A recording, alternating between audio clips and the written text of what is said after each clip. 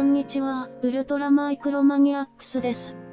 今日は、ハイテックの新作機、ウィークエンダー4チャンネル021型のレビューをお送りいたします。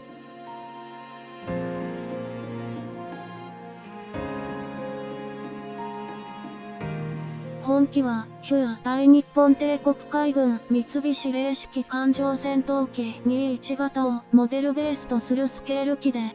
先に発売されていたハイテックウィークエンダー052型に続くワールドウォー2オーバード。21型と52型の実機における違いは、高出力エンジンへの換装と主翼構造変更で、21型の特徴だった翼端が折れて収納できる構造を、52型では主翼を短くするなど構造を簡略化。エンジンは940馬力から1140馬力と約 18% の出力向上によって最高速も30キロほど上がりました。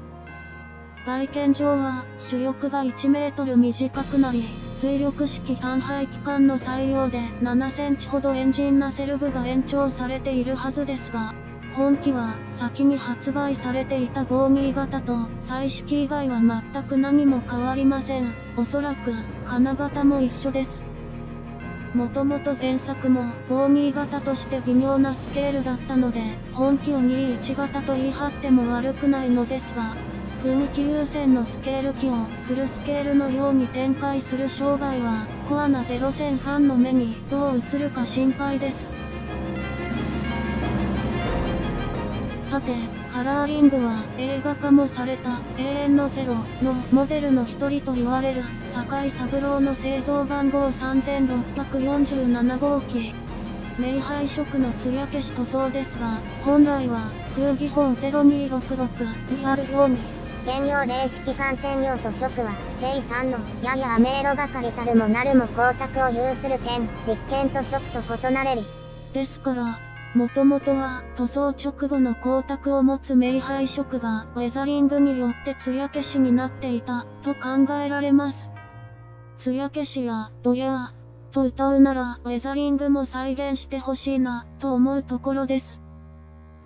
さて、デカールの評価に参りましょう。台南航空隊所属で酒井三郎の登場した V103 なので、識別体は青色の車線と水平尾翼のストライプ、その下には桜の3連撃墜マークが並びます。特に評価したいのは、実機と同様にひらがなのロ的なフォントで3を再現している点で、とかくいい加減になりがちな事態も当時の資料をもとによく再現してくれています。というわけで、前作にあった主翼上の乗り上げ禁止部位の赤枠や日の丸の白い縁取りが省かれているのは不問としましょう。さ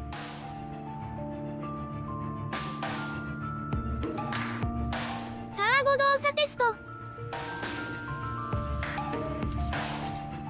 尾翼の動力は茶色付き受信機に統合された2つのロータリーサーボが駆動します。動作速度は必要十分ですが、エレベーター、ラダーともにニュートラルセンターのわずかな舵残りが気になります。エルロンは独立したマイクロサーボで動作する構造で、屈折した方を使い、跳ね上げ側を大きくするのは、機動性向上を狙う、ホビーラジコンの一般的な手法であり、重反角が強い本機においても、結構有効だと思います。付属の送信機はいまいちで、ニュートラルセンター近辺の広大なデッドバンドがダメな理由。SLT 開発元、ホビコ社の破産売却とともに、対応送信機やジェネラルリンクが終売となっている中、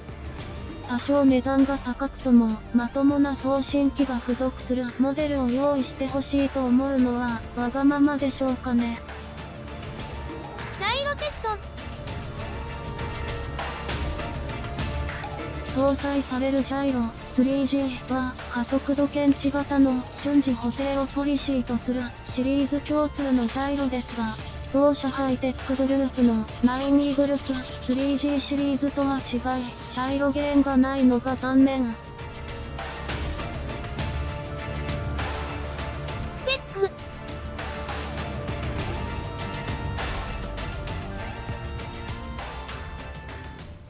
飛行テスト。箱出し一発目、同翼の目視調整のみ、手投げで離陸させます。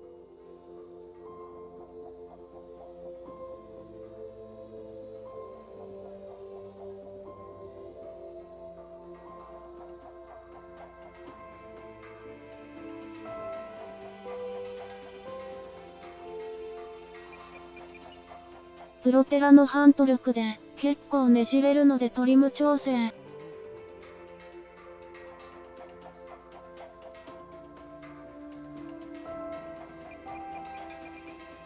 エレベーターが辛い位置だと結構上昇志向なのでダウントリムを入れて調整。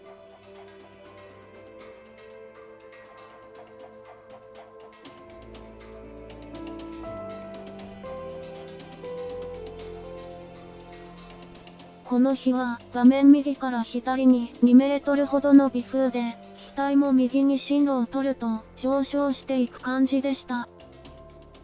基本は全ての動翼を面水平、いわゆる辛い位置にするのが箱出し後最初の目視調整のセオリーですが、本機は水平尾翼が弱アップ設定なのでエレベーターは 0.5 ミリほどダウンになるようです。とりあえずトリム調整が終わったので完熟飛行しながら機体の応答を頭に叩き込んでいきます。ちょっとエレベーターの効き具合を確認。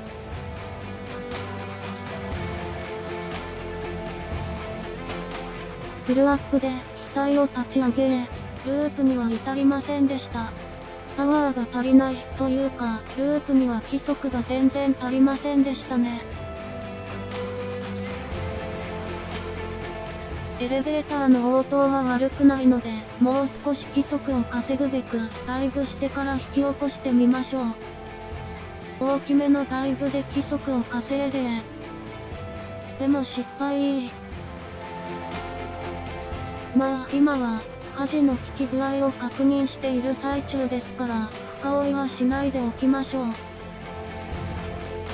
続いて、ラダーの機器を確認、エルロンを使わずに、8の字を描いてみましょう。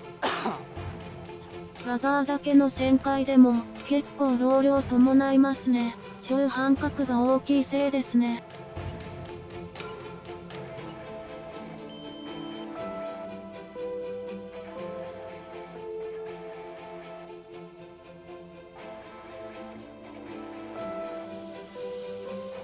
しかし、ギアダウンユニットのノイズがやたら大音量の機体ですね。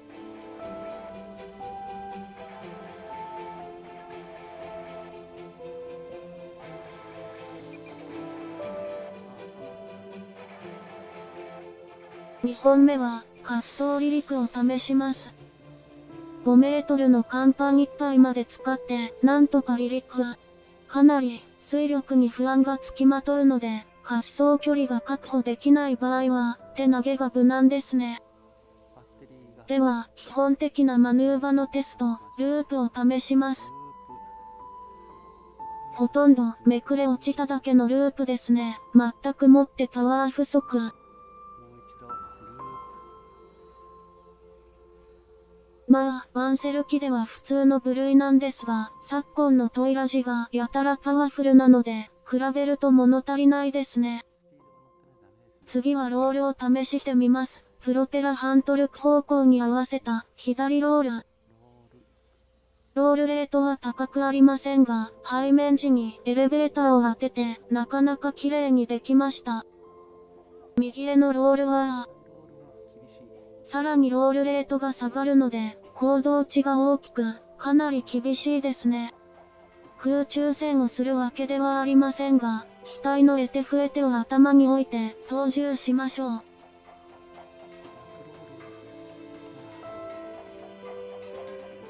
背面も試します。ロールからの背面。水平からロールして背面に入ると、そのまま下降していき、回復できないので、背面に入るとき、ロールに機種上げを合わせ、向かい角を作ってから入ると良いようです。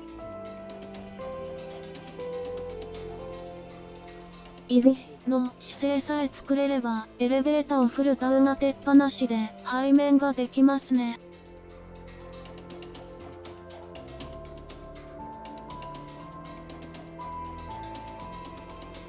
ただ、落ちていく規則に、エルロンの効きが悪くなる不安から、復帰にエレベーターを頼りたくなりますが、エレベーターだと、中視点からのロールとなり、高度を一気に失いますので、注意が必要です。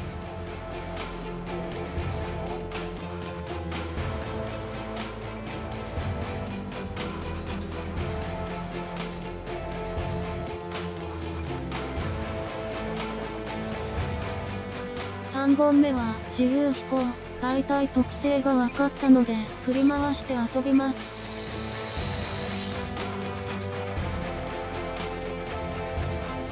今回はナレーションは控えます。カメラの画角もあってちょっと機体が小さく遠く見えます。すみません。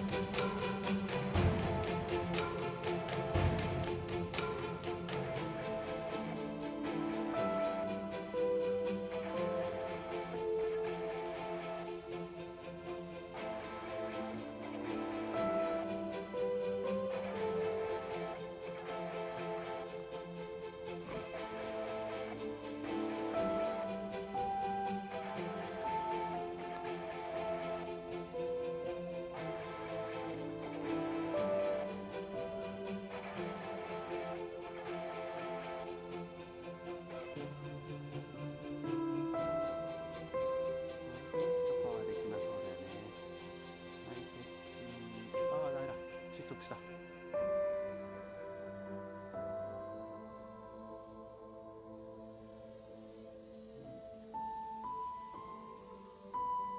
上げしながらってのは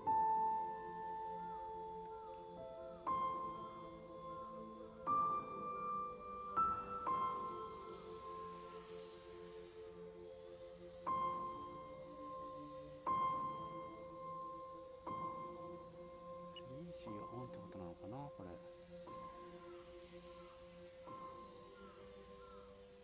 失速しちゃう。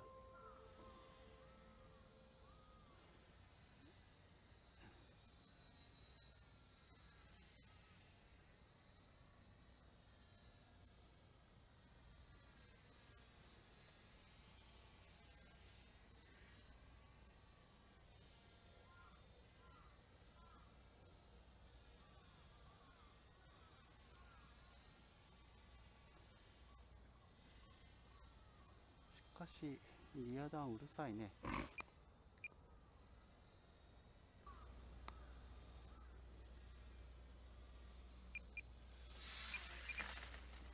大変楽しく飛ばせました。